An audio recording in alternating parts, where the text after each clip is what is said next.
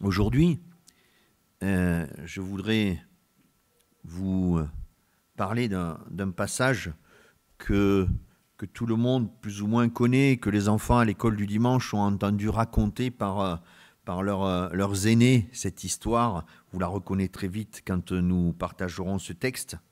Et ça fait écho, ce texte, à une prédication que David Locher a eue il y a quelques semaines ici, en commençant la lettre de Jacques et en nous parlant un peu des épreuves qui sont le lot du chrétien. Pour ceux qui n'auraient pas encore compris que les épreuves font partie de votre vie, les épreuves sont le lot du chrétien. Et j'ai une mention particulière ce matin et une pensée particulière pour notre dernière promotion dans cette famille et dans cette assemblée avec Marc, avec Yanis, avec Benjamin. Ils ne sont pas tous là, mais vous avez franchi le cap. Vous avez fait un choix. Ce choix a été public. Et dès lors que vous avez fait ce choix, l'ennemi s'est lancé à vos trousses. Dès lors que vous avez fait ce choix, vous avez changé de camp. Et l'ennemi vous poursuit. L'épreuve vous attend. Le combat commence. Dans ce passage que nous allons lire, nous voyons un peuple qui vient d'être libéré de l'esclavage. Bonne nouvelle. Un peuple qui, par la puissance de son Dieu et par la conduite de ce chef qu'était Moïse, a pu quitter le joug des Égyptiens. Conduit par ce Dieu, protégé par ce Dieu, il a traversé la mer Rouge. Il a passé à sec les flots. Cette même mer a englouti l'armée de Pharaon derrière lui. Ce peuple a vécu cela. Ce peuple, nous dit la parole, arrivé de l'autre côté de la mer, s'est réjoui, a loué, a adoré. Ah, je pense qu'ils avaient compris comment ça avait pu arriver. Je ne suis pas sûr maintenant, pas convaincu en lisant Exode chapitre 17. Nous allons lire, nous, à partir des versets 8, mais les premiers versets de ce chapitre 17 d'Exode nous relatent cette rébellion, cette Xème rébellion du peuple envers Moïse et envers Dieu. Ils ont soif, paraît-il. Dans le désert, me direz-vous, c'est assez normal. Mais ils ont soif et ils ne l'acceptent pas. Ils ont soif et ils se mettent en colère. Ils ont soif et ils se mettent en colère contre Dieu. Ils se mettent en colère contre Moïse. Moïse a peur pour sa vie quand il s'adresse à l'Éternel. Ce peuple qui a vécu le miracle, qui a vécu la libération, qui vient d'être racheté. Il a été racheté de l'esclavage de Pharaon. Et il a déjà tout oublié. Frères et sœurs, je dis frères et sœurs, et je m'adresse aussi à ceux qui peut-être ne le sont pas encore, mais frères et sœurs, vous avez été rachetés de l'esclavage, du péché. Est-ce que vous avez déjà oublié? Est-ce que il vous arrive, comme à moi, de vous mettre en colère parfois? Quand l'épreuve arrive, quand la soif vous taraude le corps, la soif spirituelle, ou la soif de joie, ou la soif de bonheur, de vous mettre en colère après Dieu. C'est facile de se mettre en colère après Dieu, puisque il n'est pas là. Et on lui dit, mais tu es capable de tout, mais pas de m'aider. Est-ce pas là une forme de lâcheté, une forme de manque de reconnaissance? Et des fois, on se met en colère par rapport vis-à-vis des autres aussi. Là aussi, c'est la lâcheté, c'est du manque de confiance. Et pourtant, Marc, tout comme toi, il y a quelques années, moi aussi, j'ai témoigné devant l'Assemblée que Christ avait changé ma vie et que je lui avais donné mon cœur. Et pourtant, l'ennemi est là. Lisons ensemble, et peut-être, avant de lire, arrêtons de faire ce que le peuple d'Israël faisait à ce moment-là. Arrêtons de murmurer. Essayons d'arrêter de murmurer. Et lisons le passage que j'ai choisi. Exode 17. Et je lis à partir des versets 8. Cette histoire que certains vont reconnaître et qui les a peut-être marqués dans leurs différentes lectures de ce passage. Verset 8, les Amalécites vinrent attaquer Israël à Réphidim. Alors Moïse dit à Josué, « Choisis-nous des guerriers, et demain tu iras combattre les Amalécites. Moi, Moïse, je me tiendrai au sommet de la colline, avec le bâton de Dieu à la main. » Josué se conforma aux instructions de Moïse, et il alla combattre les Amalécites, tandis que Moïse, Aaron et Our montèrent au sommet de la colline. Or, lorsque Moïse levait la main, Israël avait l'avantage dans la bataille. Et lorsqu'il laissait retomber sa main, Amalek l'emportait. Comme les bras de Moïse se fatiguaient, Aaron et Our prirent une pierre qu'ils placèrent sous Moïse pour le faire asseoir dessus. Et ils lui soutinrent les bras, chacun d'un côté. Ainsi, ses bras tinrent fermes jusqu'au coucher du soleil. Et Josué remporta la victoire sur les Amalécites à la pointe de l'épée.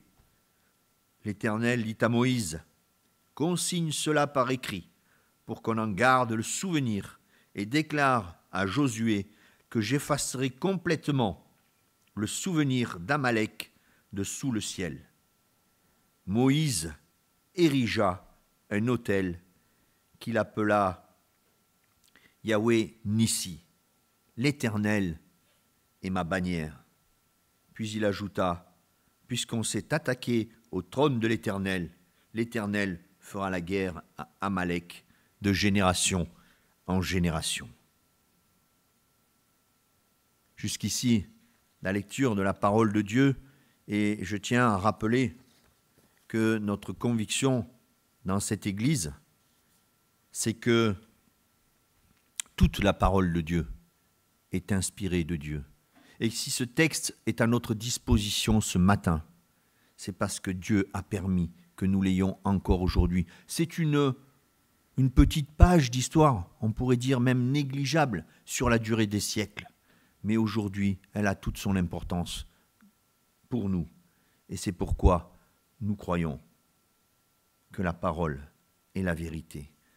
Sur ce texte, je voudrais cheminer avec vous sur trois points.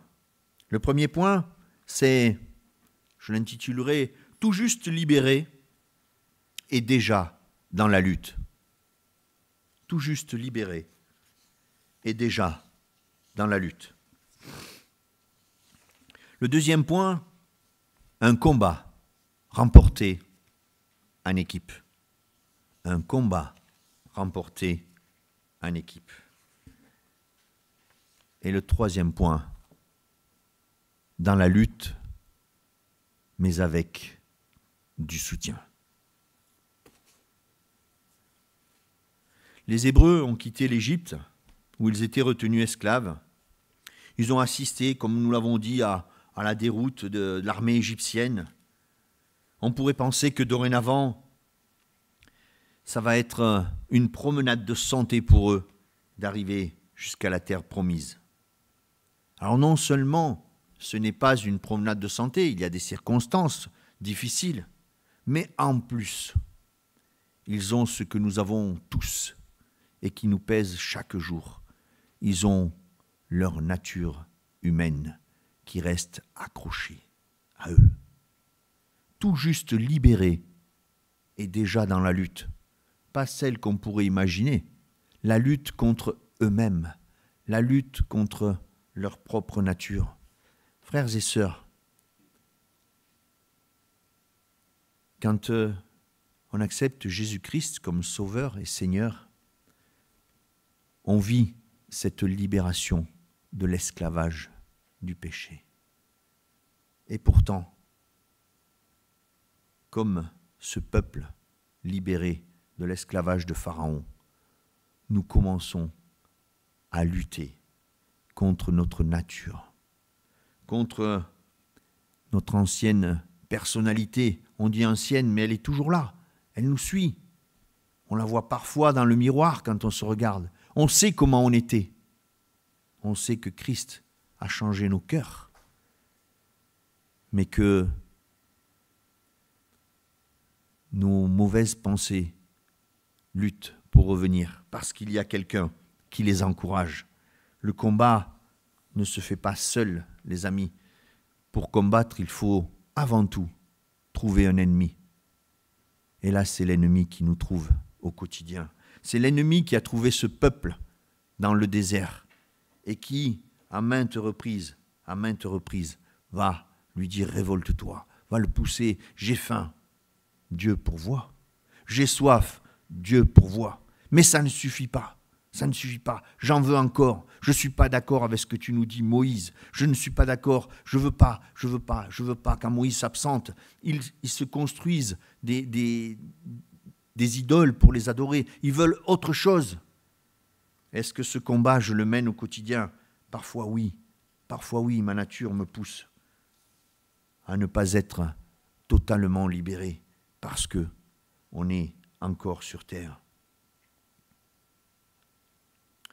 Et les circonstances de cet épisode, elles méritent d'être soulignées. Quand est-ce qu'arrive cette confrontation avec l'armée d'Amalek? Elle arrive au moment où, les premiers versets de ce chapitre, c'est le moment où le peuple se révolte parce qu'il a soif, et l'Éternel, au travers de l'intervention de Moïse et de son bâton sur le rocher, donne à boire à ce peuple. Donc ce peuple est nourri, ce peuple a eu à boire, ce peuple est apaisé. Et quand on croit avoir repris des forces, quand on croit être en paix, quand on croit être bien, Satan se frotte les mains et intervient pour casser, pour briser ce bénéfice.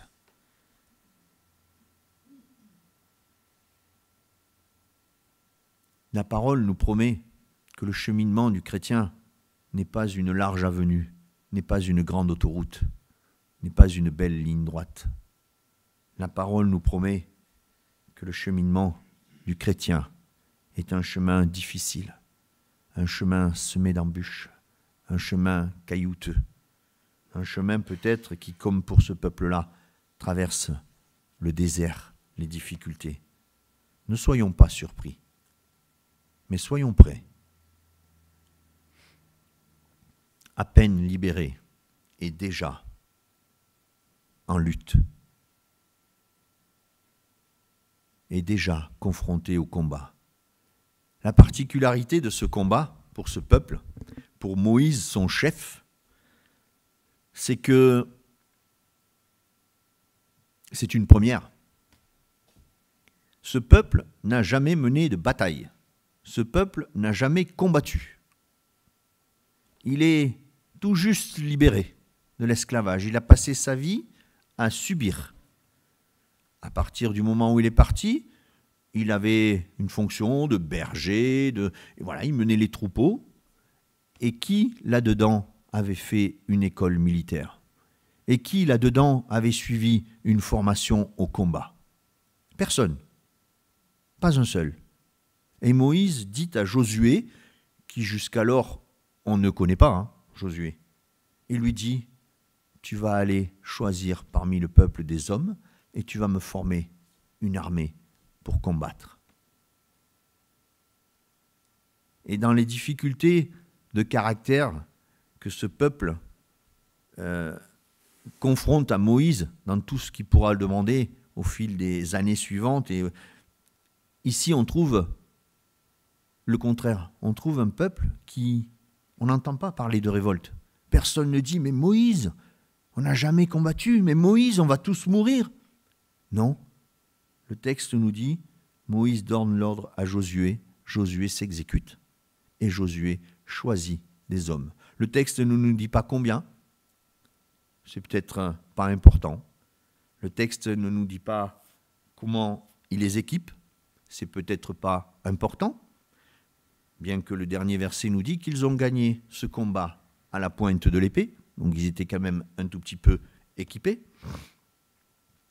Mais ce texte nous dit une chose.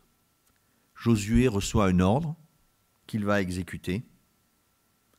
Moïse le forme. Moïse prend le soin de dire « Tu vas commencer à prendre en compte les missions que je vais te donner pour servir l'Éternel. » Il le forme. Et on sait qu'après Josué deviendra ce successeur à la tête du peuple. Il sera quelqu'un de grand. Mais il a commencé par « Va me chercher des hommes, forme une armée, tu ne sais pas te battre et tu vas aller au combat. » Il ne rechigne pas à la tâche. Il ne dit pas, comme Moïse, celui qui lui a donné l'ordre, en son jeune temps, il ne dit pas au buisson ardent, je ne peux pas, je ne sais pas, je ne ferai pas, je n'y arriverai pas. Non, il s'exécute. Frères et sœurs, le Seigneur nous forme. Le Seigneur veut nous former à cette lutte, à ce combat. Il y a certainement parmi vous peu de personnes qui ont suivi des formations au combat et peu de personnes qui peuvent dire qu'ils ont reçu toute la formation au combat spirituel, parce que la formation au combat spirituel est une formation de tous les jours. Mais le Seigneur veut nous former. Le Seigneur nous choisit pour nous former, pour nous équiper. Et je fais une petite parenthèse parce que c'est très important de le souligner. Ceux qui, dans l'Église, sont responsables, ceux qui, dans les différents groupes de quartier, dans les différentes formations de jeunes, sont responsables, sont aussi là pour vous aider à vous former, pour vous aider à vous équiper. Et il est une chose que j'ai appris depuis beaucoup d'années où je vis dans différentes églises à cause de nos déménagements, c'est qu'il ne faut pas, non, il ne faut pas, et je le dis pour vous encourager, non pas pour vous menacer, c'est pour vous encourager, il ne faut pas refuser l'engagement que Dieu vous demande. Et si c'est votre pasteur qui vous le demande et pas Dieu, c'est la même chose. Il ne faut pas le refuser. Si c'est vos anciens qui vous le demandent, il ne faut pas le refuser. Bien au contraire, à l'image de Josué, saisissez cette occasion que Dieu donne à chacun de ses enfants de le servir. C'est important. Dieu veut vous utiliser. Moïse utilise Josué pour servir et combattre pour l'Éternel. Donc ne murmurons pas comme ce peuple lorsque nous avons une responsabilité dans le ministère. Ne serait-ce qu'une responsabilité qui parfois ne se voit pas, mais combien importante. Considérons que c'est le Seigneur qui nous donne l'occasion de le servir. Ce peuple n'avait pas de combattants, ce peuple part au combat. Quand tu as donné ton cœur à Christ, tu n'avais pas de formation de combattant. Et pourtant, dès le lendemain, comme tu as changé de camp, Satan te provoque au combat. C'est la même chose. Tu n'es pas prêt. Et un minimum de logique et de sagesse te dirait ne va pas au combat. Mais parce que c'est Dieu qui te le demande, en même temps qu'il t'y envoie, il t'équipe pour cela. Ce peuple a été spectateur des combats menés par Dieu à son avantage. Il a vu ses familles, ses enfants traverser les plaies d'Égypte parce que Dieu veillait sur lui. Il s'est vu sortir de cet esclavage parce que Dieu veillait sur lui.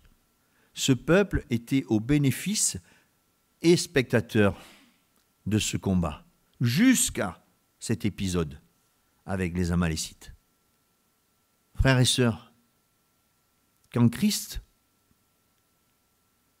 comme nous l'avons entendu encore tout à l'heure, est venu souffrir et mourir sur la croix, quand il a pleuré en priant dans ce jardin, seul, enfin avec Dieu, mais seul, sans homme, nous étions spectateurs de ce combat. Il a été seul à mener ce combat, et heureusement, parce que nous n'étions pas à la hauteur pour le mener, et ce n'était pas le plan de Dieu. Mais nous étions spectateurs de ce combat. Aujourd'hui, les choses ont changé, pour nous comme pour le peuple des Hébreux. Nous ne sommes plus spectateurs de notre combat. Mais la différence entre ce moment où Christ était seul face à la douleur, c'est que nous ne sommes pas tout seuls. Et pour terminer cette première partie de déjà libéré et déjà au combat,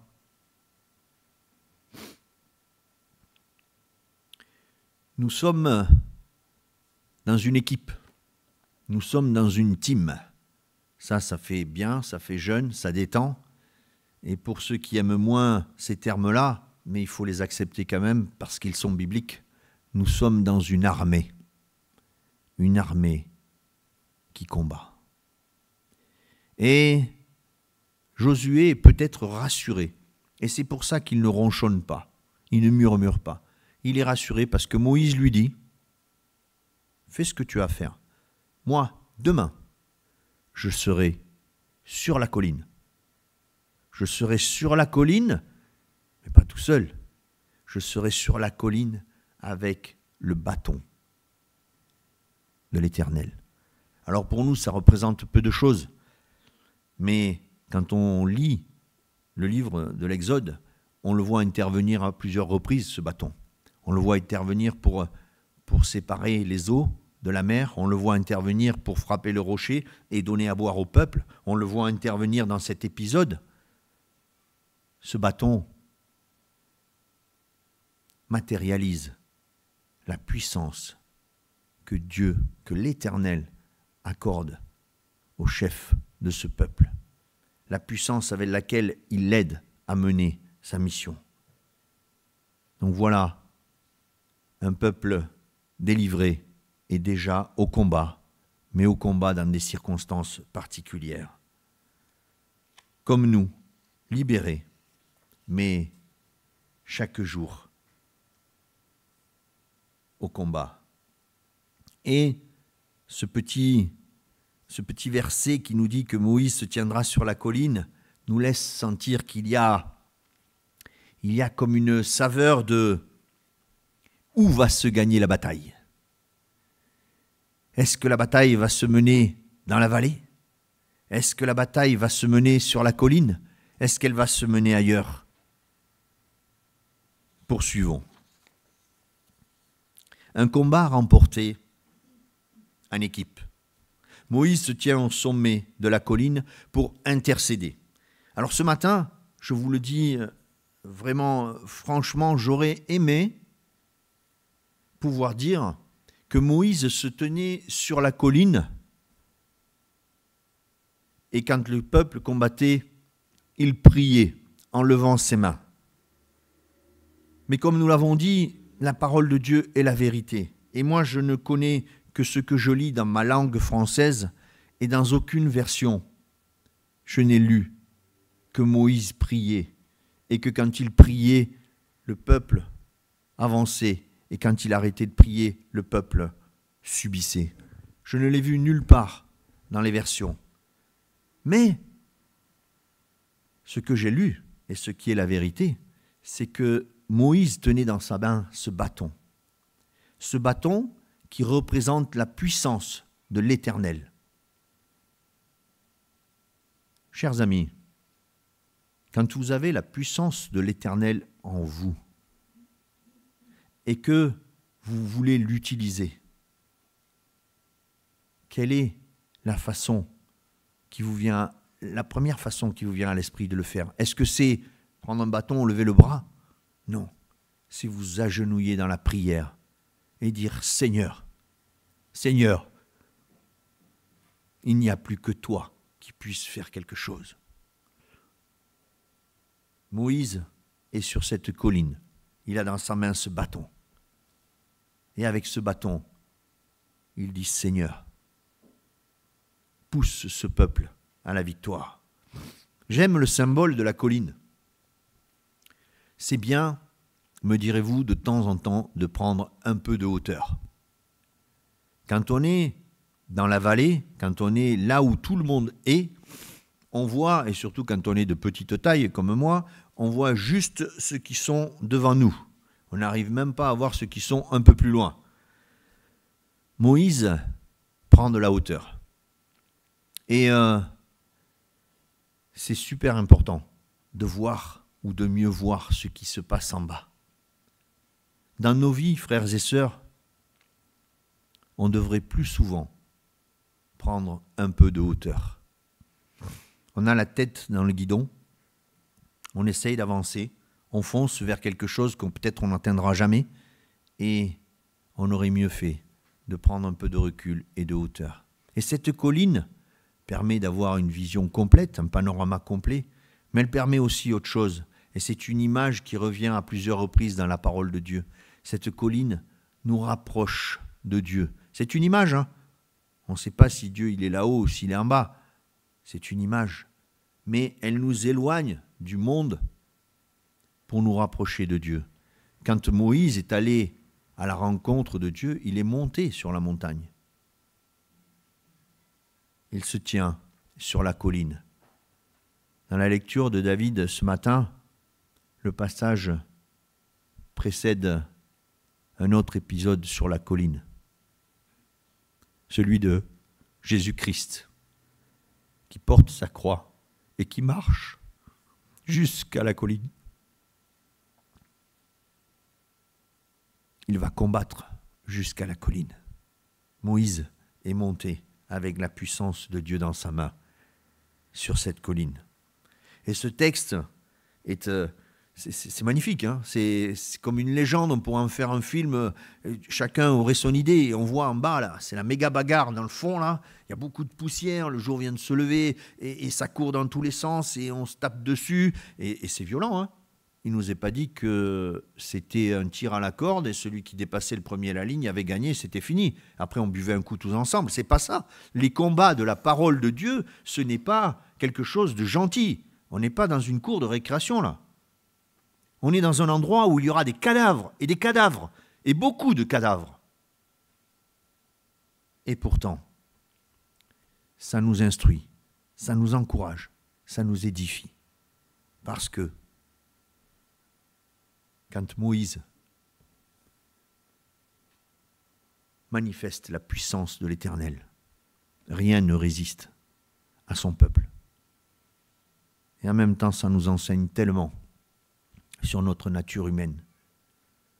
Le combat, nous dit le texte, a duré jusqu'à la fin du jour. Faites l'essai chez vous, que vous soyez jeune ou moins jeune.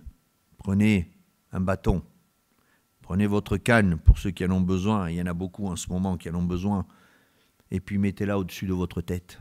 Regardez l'heure. Essayez de voir si elle y est toujours dans 2 ou 3 heures. Vous verrez que ce n'est pas possible. Ce passage nous dit à quel point il a fallu de la souffrance à Moïse pour tenir son rôle de chef et d'intercesseur pour le peuple, de la part de l'Éternel vers le peuple. Il a intercédé tout au long de cette lutte. Intercéder. Intercéder, frères et sœurs. Ça vous fait penser à quoi? À l'intercession. La prière est un moyen d'intercession. Nous y venons, la prière est un moyen d'intercession. Dans ce texte, il n'est pas mentionné que Moïse priait.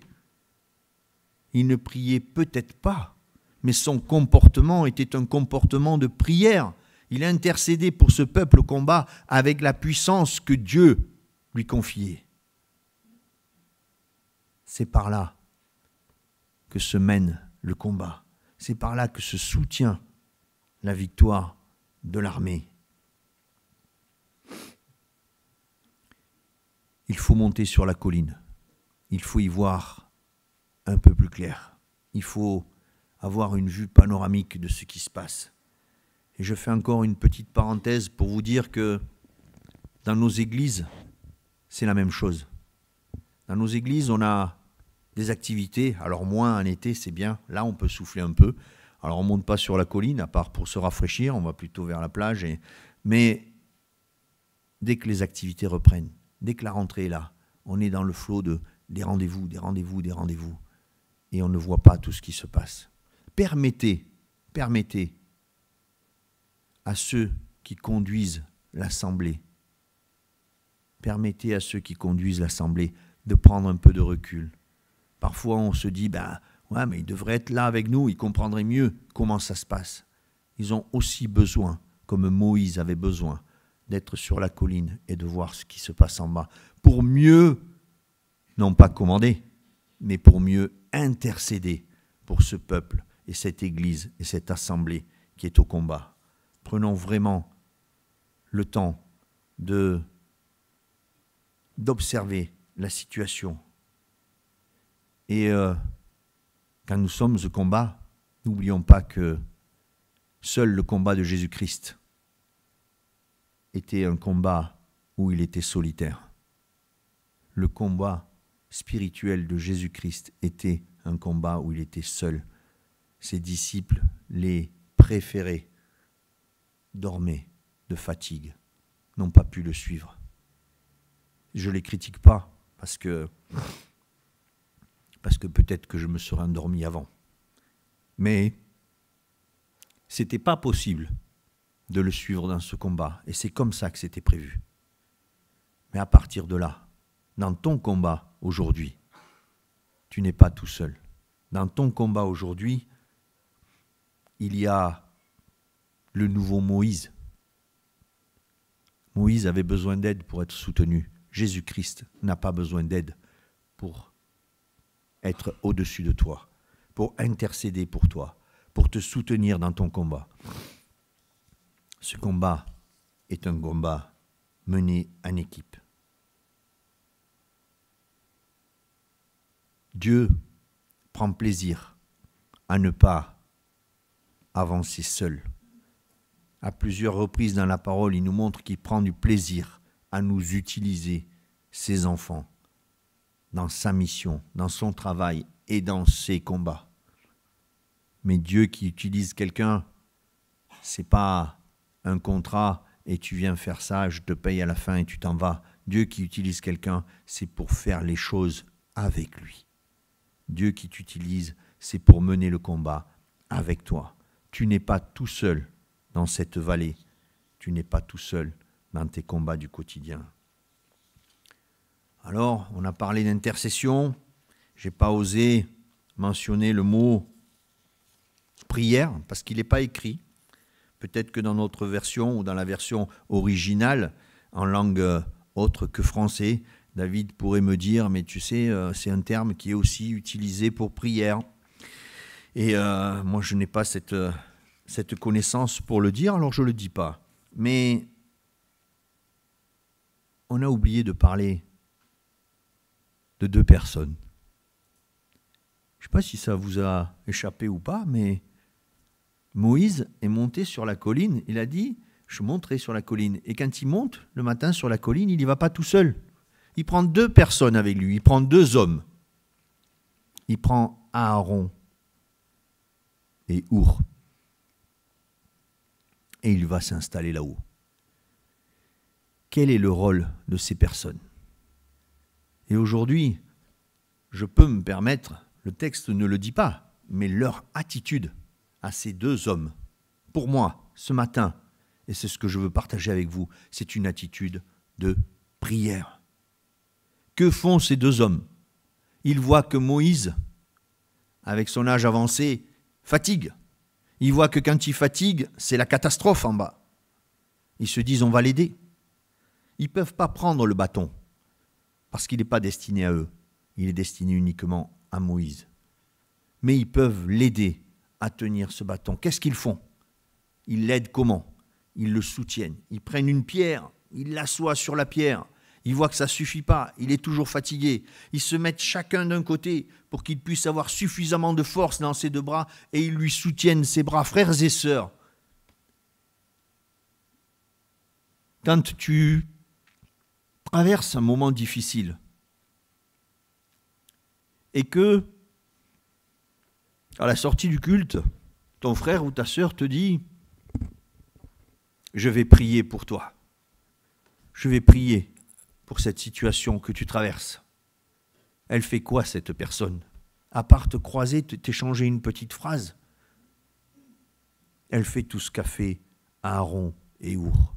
Elle vient, elle t'assoit dans ta fatigue, elle t'assoit dans ton épuisement, elle te soutient dans ta lutte, elle te soutient dans ton effort. Tout ça en t'ayant juste dit, je vais prier pour toi.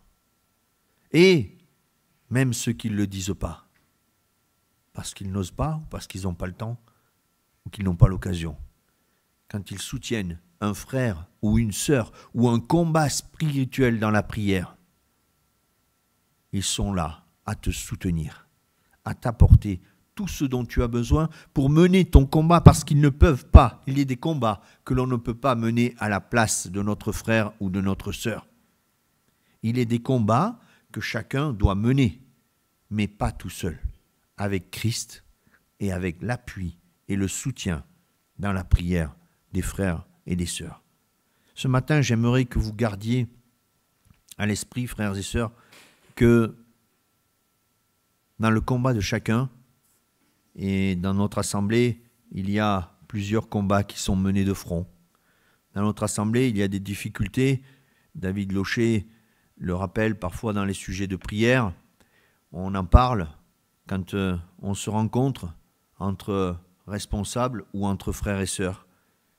Il y a des difficultés et des épreuves nombreuses qui touchent les familles.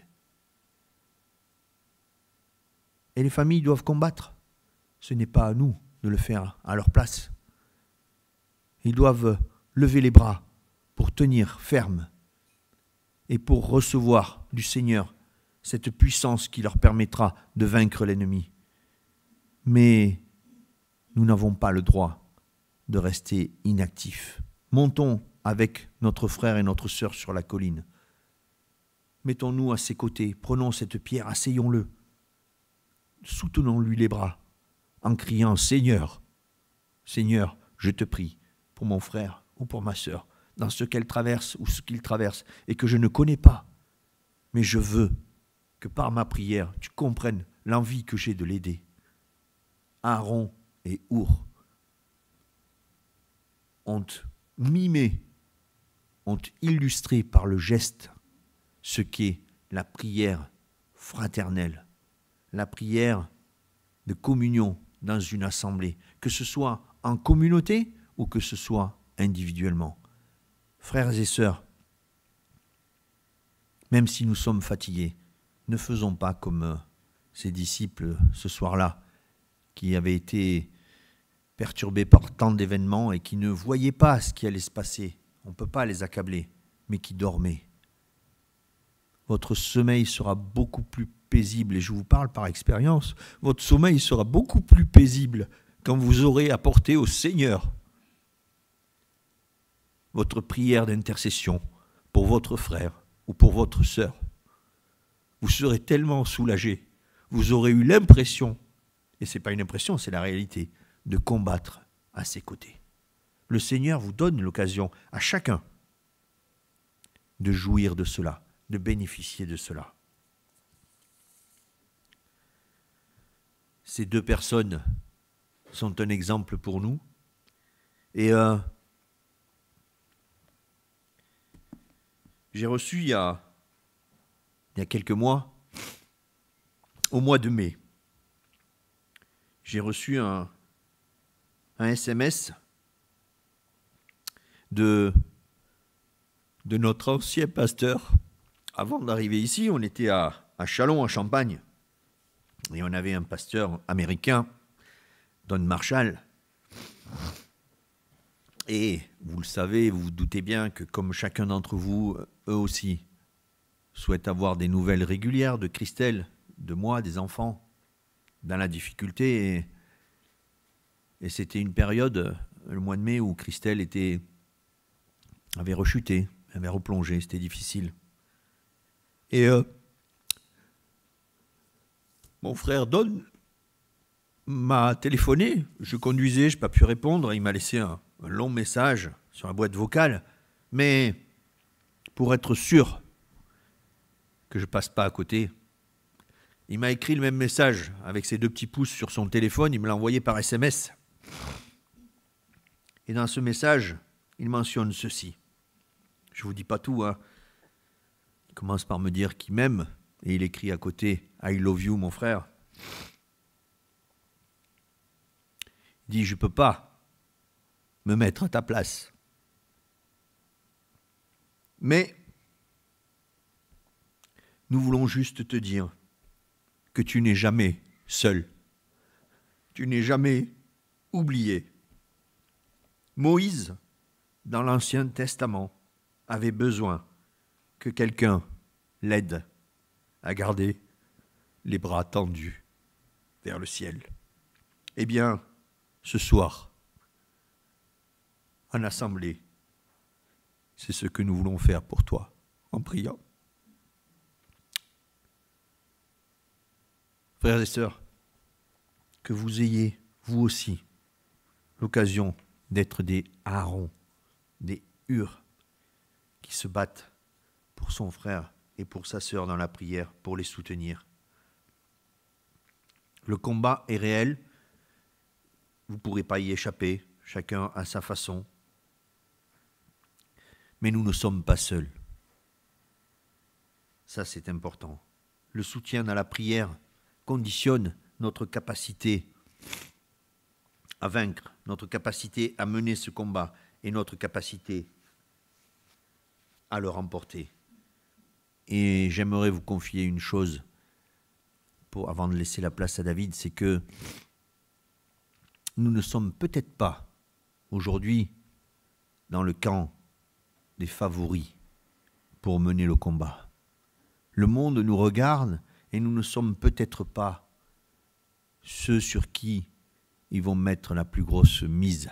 Les bookmakers ne rapporteraient pas beaucoup d'argent avec nous si on devait miser sur l'issue de notre combat.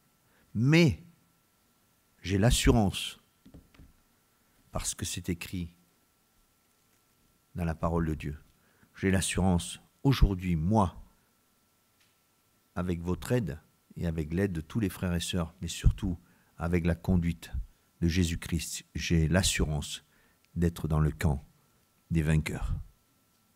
Amen.